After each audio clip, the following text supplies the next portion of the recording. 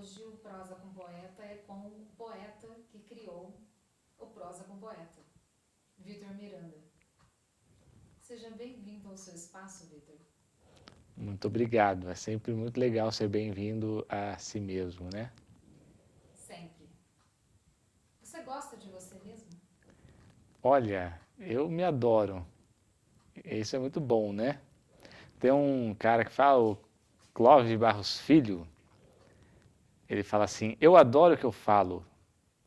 Isso não é ruim, é bom que a gente adore o que a gente fale, porque a gente vai conviver com a gente mesmo, né? Até a morte. Com qualquer outra pessoa, a gente pode ter a escolha de não conviver. Agora, com a gente mesmo, não tem como. Então, acho muito bom que a gente adore conviver com a gente mesmo. Eu me amo.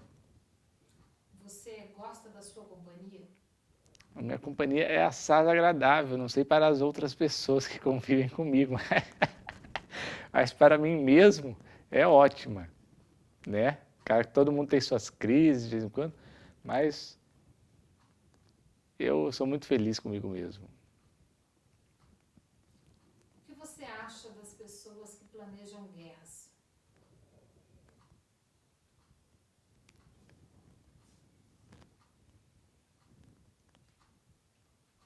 Uai, eu não conheço nenhuma dessas pessoas que planejaram guerras, né? Eu só leio sobre elas, porque elas são tão poderosas que não estão ao meu alcance assim, de convivência, né? Mas o que eu acho dessas pessoas que planejam guerras, eu acho que elas são estadistas, né? Acho que faz parte de como o mundo se formou, de como chegamos até aqui, nessa convivência de cercas, né? De territorialismos. E é difícil ah, falar que essas pessoas são más, porque se não fossem elas, seriam outras, né? O mundo, eu sempre falo que o sistema está colocado aí do jeito que ele é e é difícil a gente sair desse formato aí que nos deram para viver. Tem até uma música do Cazuza, né? Que eu sempre falo que o Cazuza é meu poeta preferido. Ele fala assim: que tempo mais vagabundo esse agora que escolheram para a gente viver. Então é foda, poderia eleger alguém aí, ficar falando, né? Falar mal dos presidentes americanos, poderia falar mal do Hitler, poderia falar mal do Churchill, né? Vou pensar na Segunda Guerra Mundial, quantas figuras, né? Quantos personagens temos ali para falar mal. Mas aí seria meio óbvio, né? A poesia é o oposto da guerra?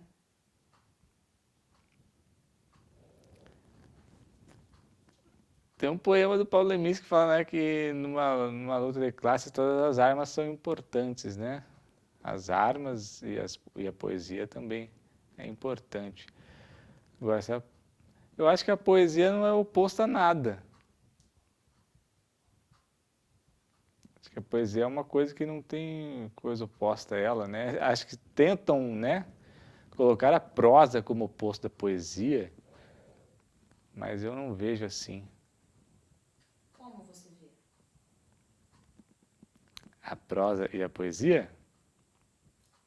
A prosa e a poesia, a prosa e a guerra, a poesia e a guerra.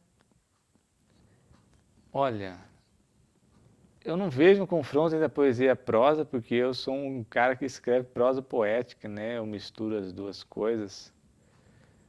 E eu vejo o mundo nessa mistura, né? Eu entendo que o mundo, as culturas já se misturaram, não há mais etnias, não há mais culturas puras. Inclusive, a poesia e a prosa estão misturadas, a guerra e a paz estão misturadas, né? Porque a guerra é sempre pela paz, é uma coisa estranha.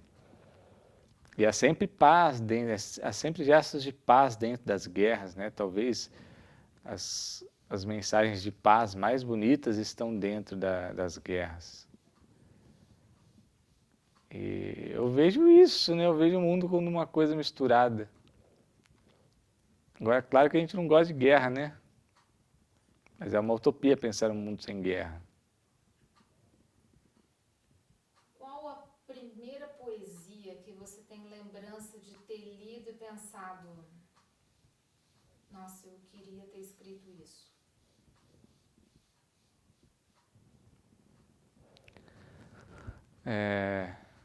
Eu não sei, acho que as primeiras poesias que me chegaram foram através de música, né? Eu lembro que com 13 anos eu tive uma paixonite dessas adolescentes, né? E eu ficava escutando um disco do Zeca Pagodinho, né? Eu lembro de aquela música Ando louco de saudade, saudade, saudade, oh, que é louca por você. O tempo voa e não perdoa, só magoa, solidão. Quem ama chora, chora quem ama. Quem diz que não ama, não sonha em vão, algo assim. Então acho que os samba, né, os poetas dos sambas foram os primeiros poetas que me tocaram, né? Depois acho que eu acabei escutando muito Cazuza, né? Minha mãe escutava levando a gente para a escola. E foram os primeiros poetas assim que eu comecei a escutar, que aquilo começou a me tocar, que acho que foi né, quase todo mundo é poeta na adolescência, né? E alguma coisa nos estimula ali, né? Muita gente nos anos 90 foi estimulada ali por Kurt Cobain, né? É até engraçado falar que o samba me estimulou, né? Porque o samba, os poetas do samba que eu vi eram todos os poetas mais antigos, a maioria já eram mortos. A gente pegar ali, ou já eram velhos ou mortos. Cazuza já era morto quando eu escutava. Mas é isso, acho que é sambistas. Qual o grande tema da literatura no século XXI? O XIX gostava de falar de amor e traição. E o XXI? Qual que é o grande tema da literatura do XXI? Você falou 20? O Leio 20. Por quê? Porque eu acho que o 20 teve muita coisa. E se você pensar na literatura brasileira, que você tem desde o pré-modernismo até a geração 90, com o próprio Cazuza, que você acabou de citar, Uhum. então o século XX ele tem uma efervescência de temas. Mas o século XIX não. O século XIX ele tinha a figura feminina, a questão do amor, o debate sobre a traição, a questão do adultério. E o XXI, pensando que a gente está no início do século, qual que é o tema do XXI? Eu acho que se for pensar assim, o 19, aquela coisa, né, as mudanças culturais da sociedade, vamos pensar assim, na sociedade brasileira, ainda era muito... não acontecia muitas mudanças, né? Você vai ter o que? A abolição da escravatura no final, então você vai ter um pouco da literatura ali de abolicionista, né? Você vai começar a ter os primeiros poetas negros, né? Que já poderiam até falar de amor, mas também falavam de outras coisas, né, nos poemas. Claro que aquela literatura dos homens brancos lá ficou mais impregnada desse sentimento, né, das musas, né, do amor. Agora, se você for pegar o século XX, você já vê que as pessoas estão fazendo quebras, né? Vem o modernismo, faz uma primeira quebra ali, né, com o clássico. Aí depois vem o concretismo, já quebra o que foi o modernismo, né? Então, a gente vai mudando. E os acontecimentos mundiais, né? Começa a globalização, e aí começa aquela mistura maior de cultura também, que aí já te leva para vários temas, né? Acho que hoje, a gente, no século XX, principalmente na última década, acho que a primeira década de cada século é sempre muito confusa, ninguém sabe o que está acontecendo direito. Porque tem toda a simbologia de que teve aquela transformação, porque mudou o século e tal. No fim, não é nada disso, né? É como se um ano acaba, amanhã é um novo dia, mas é um dia após o dia de hoje. E essa simbologia da transformação, da mudança de ano também não significa muita coisa, né? Agora, são só datas comerciais, eu vejo assim. Agora, a gente está muito impregnado nessa coisa. São vários grupos, né? Então é difícil analisar o que está sendo feito. Porque se for pensar, acho que o tema mais que todo mundo quer tocar hoje, porque é um tema mais vendável, né? Se você falar sobre isso, as pessoas vão se interessar mais em ver, que é a questão das lutas raciais, a luta das minorias, né? Não só raciais, como do feminismo. E aí é uma grande questão, né? Porque no século passado, por exemplo, até certo ponto da história, era muito difícil você publicar. Então, quem publicava e quem entrava quem tinha visibilidade era a pessoa que era muito boa, né? Hoje as pessoas são muita gente com possibilidade de se mostrar, né? E nem todos esses autores e essas autoras são bons. Mas o tema, hoje em dia eu vejo que o tema é mais importante do que a estética. E eu não sei o que vai acontecer com isso. Só daqui a um tempo vamos poder ter uma visão mais de fora, né? Para entender o que a gente está fazendo hoje. A gente às vezes fala em sala de aula que o grande autor do século XXI pode estar publicando num blog não tido seu primeiro livro lançado até o momento. Porque você tem um labirinto de locais, né, de suportes de publicação. Às vezes é até difícil você se organizar como professor de literatura em termos de o que eu leio, onde eu leio e quem eu vou contemplar nesse momento. Porque tem muita gente fazendo coisa boa, mas muita gente também fazendo materiais que você sabe que a longo prazo não permanecem, né? Eu acho que assim, esse negócio da gente permanecer também,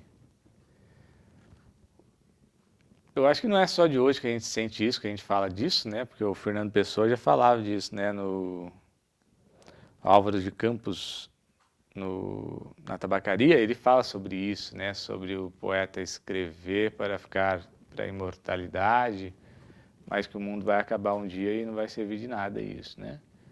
Um tremendo vazio, né?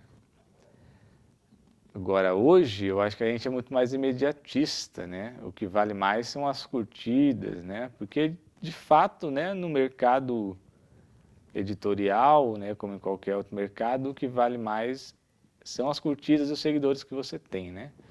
E aí, para você conquistar seguidores, vale tudo, né? Até escrever mal. Então, você vê que talvez, vamos dizer assim, os poetas que têm mais seguidores no Instagram, por exemplo, se você fosse fazer uma análise crítica mesmo, pegar as pessoas sérias para analisar criticamente, as pessoas nem falariam delas, né? Porque é aquela coisa, né? A pessoa, o grande escritor, a grande escritora, ela não está se usando dos temas, né, que o modismo nos impõe, né? Ela está escrevendo o que ela sente, ele está escrevendo o que ele sente, está escrevendo da forma que ele gosta de escrever, né? Eu gosto de usar sempre uma situação que a Elis Regina conta numa entrevista, que uma gravadora chegou para ela na época e falou assim: nós precisamos de uma Celi Campelo, porque a outra gravadora tem uma Celi Campelo. Tem a Celi Campelo, né? E ela falou assim: olha, eu não sou a Celi Campelo, eu sou Elis Regina. Se vocês quiserem lançar a Elis Regina, vocês lancem a Elis Regina. A Celi Campelo, vocês procurem outra que aceite fazer isso, esse papel. E é por isso que a Elis Regina ficou aí, né? Porque senão ela seria uma pessoa usada ali por 1 ano, 2 anos e depois acabaria a sua carreira. Mas ela está aí, ela é eterna, né? Então, até enquanto a gente durar, Elis Regina será lembrada. Que poetas que você, vamos usar o termo, curte na atualidade? Que você gosta? Na atualidade, estão vivos? Estão Você vivas? te coloca numa sinuca porque você tem muitos amigos poetas e você tem muitos amigos bons poetas. Eu tenho uns amigos bons poetas e boas poetas. E Eu gosto muito de alguns, assim, porque assim, não é porque é meu amigo também ou minha amiga que eu vou dizer que eu gosto da poesia, né? Eu lembro que tem um grande amigo meu que durante anos ele falava para mim que não gostava dos meus poemas, né? Hoje em dia ele já disse que gosta. Mas eu lembro que no começo eu falei, caralho, esse cara, eu ficava puto, né? Falei, como é que esse cara não gosta dos meus poemas? Mas porque é isso, né? A sinceridade, a amizade existe na sinceridade. Se não há sinceridade, não existe amizade. E eu posso até citar alguns poemas, alguns poetas, mas eu vou esquecer de muitos, né? De outros. Mas eu gosto muito do Ricardo Pozzo, que é um poeta que fala sobre assuntos que eu gosto, né? Que eu também toco, que é sobre a marginalidade da rua, das pessoas que vivem na rua na madrugada. E ele usa bastante metáforas. Eu gosto muito da Clara Baccarin, que é também uma poeta que fala sobre as questões da mulher, fala sobre questões sentimentais, né, que são alheias só à mulher, às mulheres, né, são universais, assim, atingem todos nós, atingem homem, mulher, atingem as pessoas, né, as pessoas trans. E ela não se usa, né, dessas coisas do modismo. Então, acho que é uma poeta que ficará, né, aí por tempos. Agora, com o movimento neomarginal, que é um movimento que eu reuni, não só eu, né, mas a ideia começou por mim, tem muitas pessoas reunidas lá, não só poetas, mas artistas plásticos, mas tem grandes pessoas ali que eu admiro muito, que eu tenho mais afinidade poética, né? O Henrique Pitt é um cara que eu descobri que é um dos cabeças do movimento, que é um dos poetas mais interessantes da atualidade para mim, assim, né? Ele faz tanto os versos livres que são parecidos comigo, eles têm a mesma referência que eu, que é a Alice Ruiz, o Leminski. Ele é um haijin, né? Escreve haikais lindamente. Ele é uma pessoa que veio do interior, então tem esse olhar, né, para a natureza. E ele brinca muito com poemas gráficos, né, que para o mundo de hoje talvez seja a linguagem, né, a melhor linguagem para o mundo de hoje, né, os poemas gráficos. E tem outras pessoas aí que eu gosto muito, poderia ficar falando aí horas e horas só dos poetas e das poetas que eu gosto. Quem são os neomarginais? Os neomarginais são pessoas que não estão em bolhas, né, não estão em grupos pré-estabelecidos, né. Que sou de São Paulo, tem muitas pessoas nos neomarginais que estão espalhadas pelo Brasil, né? Que outras pessoas que entraram foram chamando. Como eu viajo muito, eu trouxe algumas pessoas de outros estados, né? Aqui de Cornélio Procópio, por exemplo. E eu que sou de São Paulo, eu sou um cara que eu não tenho muita paciência para ficar fazendo média, assim, né? Eu acabo conversando mais só com as pessoas que eu gosto de conversar mesmo, né? E você acaba que vai ficando de fora dos grupos, né? E eu também não ligo muito para isso, mas como a gente quer ser lido, como a gente acaba criando até um ranço desses grupos, a gente começa a se reunir pessoas que não fazem parte de grupo nenhum, né? Até porque, né, a gente acaba ficando de fora de qualquer coisa que acontece, né? As listas de livros, aí a gente nunca é citado nas listas, as premiações, a gente nunca é escolhido para as premiações também, e enfim. E a gente resolveu se reunir para falar da gente mesmo, né? Então, se ninguém vai falar sobre nossos livros, a gente vai falar um sobre o livro do outro e vai começar a criar um movimento. Eu sou um cara que acredito no movimento, né? Se você for pensar os grandes artistas que a gente admira até hoje, a maioria deles vieram de movimentos, né? Se for pensar o Otto, por exemplo, o Otto estava inserido no Mangue Beat, né? Chico Sainz, se não tivesse morrido, ele estaria aqui entre nós também como um grande artista. Está, mesmo tendo falecido, ele ainda está. Pedro Mangue Beat. Aí se for pensar ali no rock dos anos 80, né? Que não foi um movimento tão pensado, mas foi um movimento que nasceu naturalmente. Você vê os roqueiros do Rio, alguns de São Paulo, o pessoal de Brasília, estão todos aí, né? Mesmo os que morreram ainda continuam aí, um nome grande da música. Aí você vai pensar os movimentos mais lembrados como movimentos, né? O tropicalismo, o concretismo, né? A bossa nova e o modernismo e tal. Então eu acredito no movimento, né? Eu acredito que as pessoas só chegarão em algum lugar se elas se unirem para fazer alguma coisa, né? Que elas precisam estar falando um do outro, estar criando junto, né? Porque assim, agora tem gente lá que conheceu o Henrique Pitti, que conhece outras pessoas do grupo, começa a admirar outras pessoas, o trabalho de outras pessoas do grupo. Tem gente que gostava de mim, que agora gosta do Henrique Pitti, que gosta da Mie Liriá, que gosta da Lisley Nogueira. E aí vai, nessa corrente vai fazendo o nosso público aumentar. Qual a sua teoria da conspiração predileta? Teoria da conspiração? Predileta. Olha, eu não sei se você já ouviu falar de teoria da conspiração? Tem muitas, né? Eu falei alguma que você lembra? Eu não lembro assim, teoria da conspiração. Eu gosto da teoria da conspiração de que o homem não foi à Lua, né? A gente está falando disso. Porque tem até um... Eu sou muito fã do Kubrick, né? O Kubrick, para mim, é um diretor sensacional. Inclusive, ele morreu antes de lançar o último filme, que é um filme cheio de simbologias, né? E tem a história que ele que dirigiu o filme do Armstrong na Lua, né? E aí é muito louco, assim, porque se for pensar, eu fui pesquisar outro dia, assim, quantas vezes o homem foi à Lua. Em 10 anos, o homem foi à Lua 6 vezes, se eu não me engano, é isso. Depois nunca mais foi na Lua, mas por que nunca mais foi, gente? Eles estão prometendo voltar em 2026. Nossa, eu espero estar vivo para ver isso.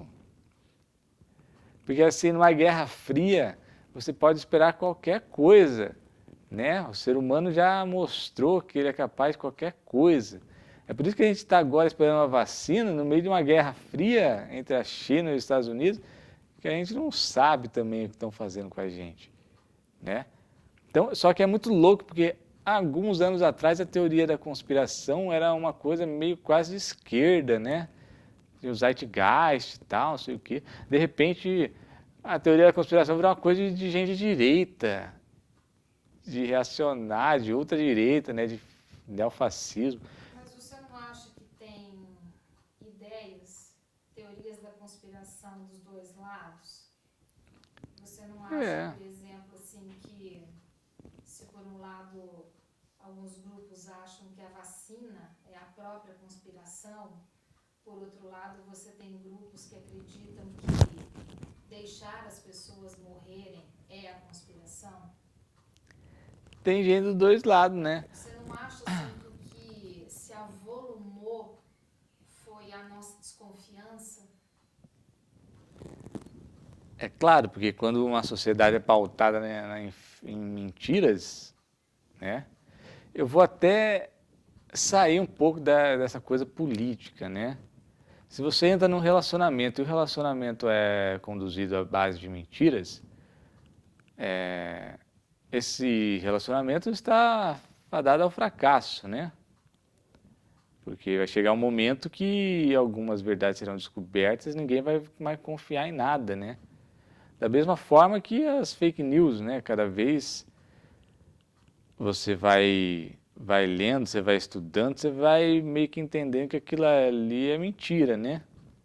Aí, ou você identifica os mau caráteres, né, que sabe que aquilo é mentira e continua fazendo, ou tem pessoas que acreditam mesmo naquilo, porque tão ingênuas aos fatos. E aí, de quem é a verdade? Não tem mais dono da verdade, não tem mais fato, né? Tem até uma história que um amigo meu foi visitar o pai numa clínica, estava com Alzheimer, e ele chegou lá e falou assim, meu, cada um estava dizendo uma coisa. E umas alucinações assim, eu comecei a ouvir aquilo e falei assim, nossa, é tudo verdade, né? Porque elas acreditam nas alucinações dela. Então, como é que eu vou chegar para um deles e falar que aquilo não é real, né? Se eles estão acreditando. Então, quando a gente pensa fake news, a gente pensa que é uma coisa de agora, a gente olha para trás e vê que existe o cristianismo, né? Existe religiões aí que é tudo mentira, né? Você olha as religiões e fala, é um absurdo que as pessoas acreditam em Deus, é um absurdo que as pessoas acreditam em deuses, né? Gregos, em deuses romanos. Mas às vezes eu estou lendo um livro de química agora que eu comecei a ler o livro e falei, nossa, parece que eu estou lendo um livro de mitologia grega, né? E eu falei, como é que a gente pode acreditar em umas coisas aqui? E é a mesma coisa que acontece comigo quando eu leio mitologia grega, está acontecendo comigo lendo o livro de química. Eu lembro que eu li o livro de ouro da mitologia grega, eu não estava conseguindo mais entender nada, porque é tanta informação e você fica meio zonzo, né? Você fala, nossa, é um universo inteiro de uma cultura que criaram e tal. E a ciência também é uma cultura criada, né? E você começa a ler tantos átomos e moléculas e, né, e substâncias que são feitos dos átomos, e cada coisa, né, tem os mesmos átomos, mas outras quantidades, e tem átomos que se misturam, átomos que não. E aí você começa já a não entender mais nada, você não lembra de mais nada. Se você não consegue, não passa a adquirir esse conhecimento desde a infância, dificilmente você vai entender a mitologia grega, a química, depois de 30 anos, né? Você começar a estudar aí depois de 30 anos de idade. E as mentiras que criaram culturas, elas começam assim, desde que a gente é criança, né? A gente nasce e já já impregnam uma ideia de vida na nossa cabeça e a gente passa a acreditar naquilo. E é por isso que eu sempre falo assim, que a gente que é de esquerda não entendeu direito o que é a cultura, né? Porque a gente fica brigando por mais cultura, sendo que talvez o nome do ministério devia ser outro, né? Ministério das Artes, talvez. Porque cultura por cultura, a cultura que o bolsonarismo impregnou na metade do povo, que é uma cultura que já existia, que estava sendo combatida e desfeita aos poucos, porque era uma cultura prejudicial à convivência humana, né? Eles só voltaram a reafirmar aquilo. E aí eles entenderam melhor do que nós o que é cultura. Cultura é uma mentira. Até porque ela é relativa a quem a pratica. Então, quando você tem um governo com este viés que ele está, ele sabe o que é cultura.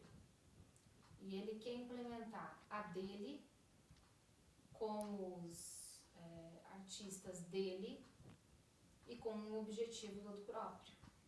Porque quando você faz um recorte como esse, você exclui uma série de outras culturas que você diz, aqui você não tem espaço. E é um governo com mais nãos do que sim, que é um processo contínuo de exclusão, né? O que você acha que será nas próximas décadas? Você que fala de classes sociais, o que você pensa que serão os mundos do trabalho? Como que o trabalho do futuro será organizado? Eu não estou perguntando se você quer fazer parte dessa estrutura que está vindo. Se você tiver olhando tudo isso, como que você calcula que o capital vai reorganizar o mundo do trabalho daqui para frente? Principalmente pensando no pós-pandemia. Olha, eu sou um cara totalmente antissistema, antitrabalho, né? Quando as pessoas vêm com os discursos marxistas para cima de mim, eu falo assim, vocês estão viajando de ficar lutando pelo direito trabalhista. Porque vai lutar pelo direito trabalhista para negociar um pouco mais de humanidade dentro de um trabalho, mas você vai continuar trabalhando para sustentar uma engrenagem que é cada vez mais prejudicial, né? Vemos isso agora no meio da pandemia, né? Eu lembro que no início da pandemia estava todo mundo pensando, todo mundo falando assim, ó, pelo menos isso vai vir para fazer a gente se conscientizar para viver, né, de maneira mais humanitária e tal. E o que a gente viu 1 mês, 2 meses depois, era as pessoas trabalhando quase 20 horas por dia, né? Dentro de casa. Ainda assim com seus filhos dentro de casa, com menos tempo para viver com os filhos, né? Eu acho que a gente está fadado cada vez mais a trabalhar mais, né? Agora, como é que vai ser feito isso? Não sei. Pode ser que as pessoas alterem o tempo, porque o tempo, né? Se for pensar os dias, as semanas e tal, essa coisa é uma coisa inventada, né? Então é uma coisa que muito provavelmente pode ser reinventada, o calendário começar de novo, e aí o dia ser maior, você vai trabalhar mais. Então eu não sei se vai melhorar isso, eu acho que tende só a piorar, né? Porque o marketing do trabalho, né, que o trabalho dignifica o homem, tempo é trabalho, é tudo frases que vão se colocando na cabeça das pessoas e as pessoas vão acreditando cada vez mais nisso, né? Então, quem não tem um trabalho fixo, né, quem não é muito bem remunerado, é sempre tratado com menos gentileza na sociedade, né? Então eu não gosto do trabalho, eu acho que é horrível esse lance do trabalho, né? Uma vez eu estava passando na porta de uma fábrica, estava eu e um amigo poeta também. Eu lembro que a gente olhou um para o outro, olhou para a fábrica, assim, aquelas pessoas indo trabalhar, e ele olhou para mim e falou assim, que horror. Porque é um horror mesmo. Eu acho muito triste a gente perder a vida trabalhando, né? Sempre são trabalhos exploratórios, são trabalhos que fazem mal para o corpo, são trabalhos que fazem mal para a saúde mental, né? O Leminski tem uma frase que ele pichou na frente da agência publicitária que ele trabalhava, que estava escrito assim, sentado não faz sentido, porque ele falou que ele odiava ficar sentado. E isso é genial, porque assim, se você pensar o corpo humano, se você for um especialista, ele vai dizer que a posição sentada não foi feita para o ser humano, né? Apesar de eu estar aqui dando essa entrevista sentado, deveria estar em pé. Mas eu ouvi isso quando um amigo meu caiu e quebrou a coluna. Ele era editor de vídeo. Ele ficou um tempo andando de cama, depois ficou um tempo andando de muleta.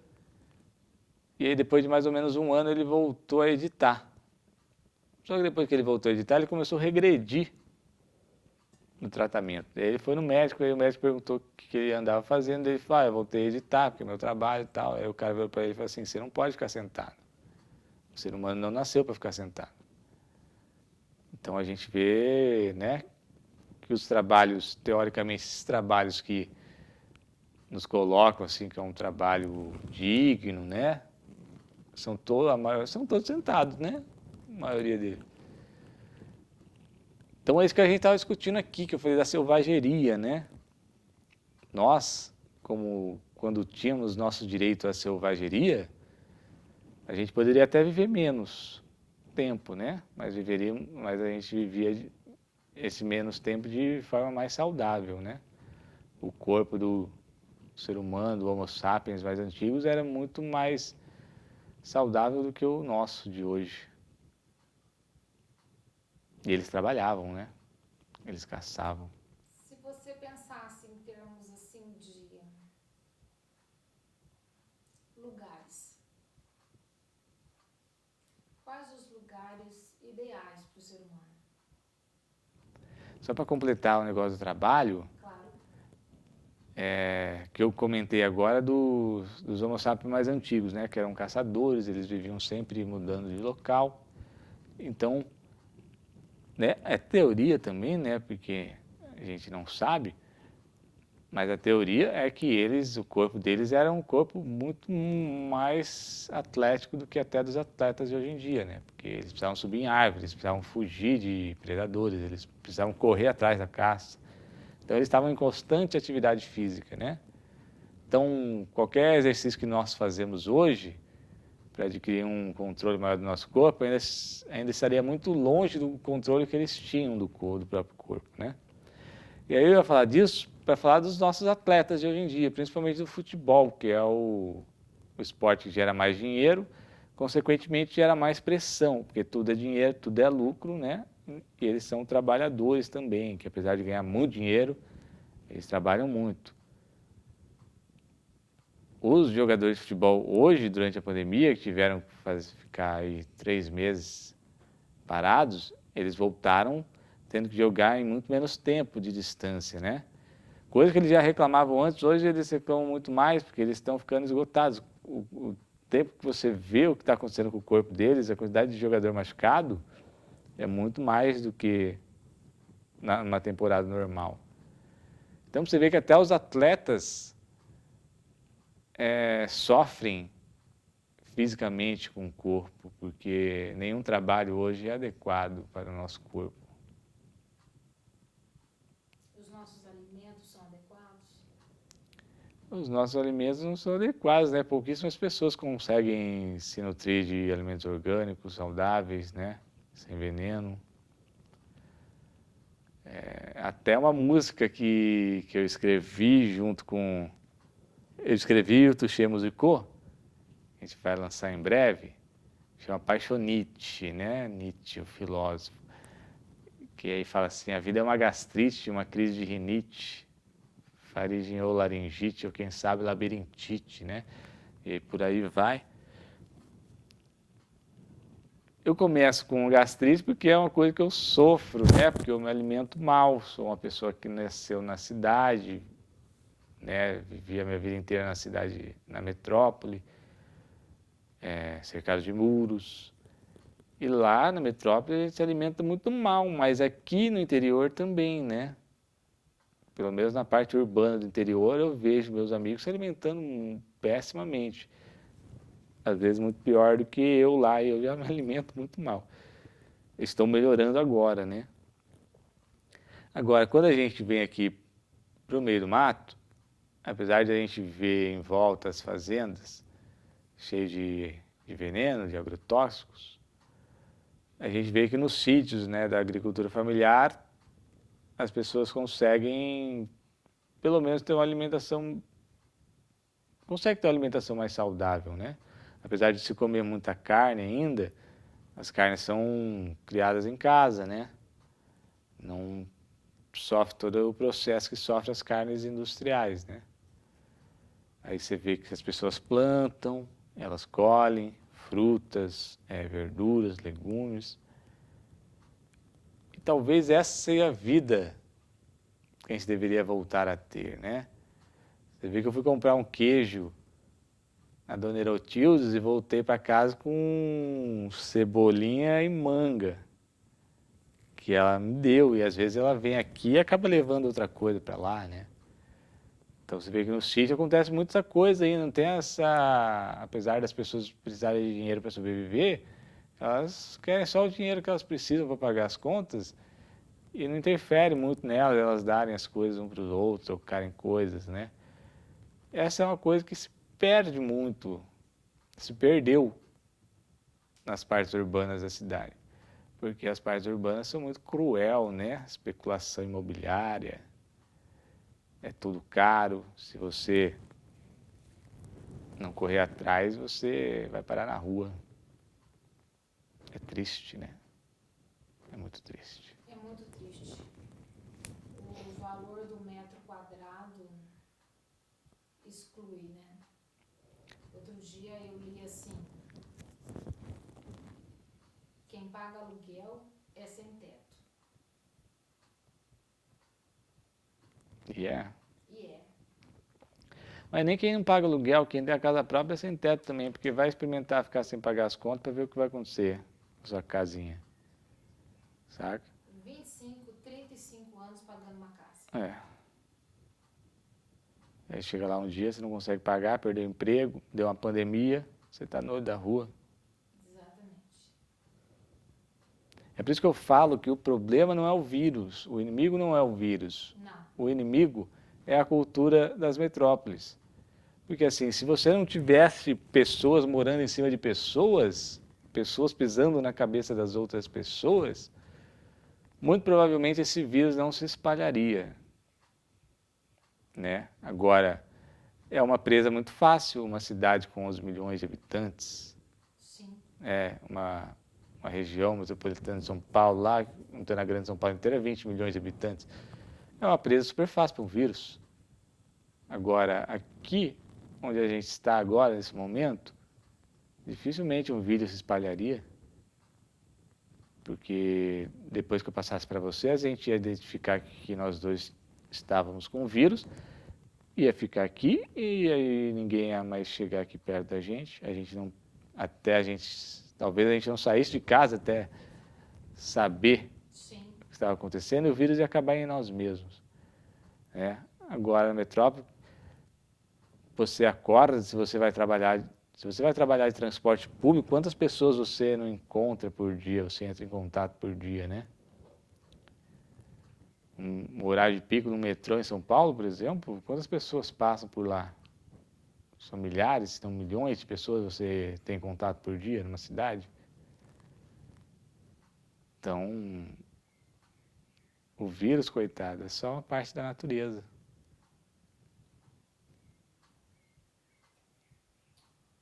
Obrigada. Mais uma vez foi um prazer enorme falar com você e acompanhar o seu amadurecimento como autor, como poeta. E eu vou me despedir dizendo até a próxima. Até a próxima conversa, Vitor. Obrigada. Muito obrigado. O prazer é todo nosso. Viu como é um prazer conversar comigo? É por isso que eu gosto de conversar comigo. É sempre um prazer. Mas é um prazer conversar com você também, Isabel. Ai, ai.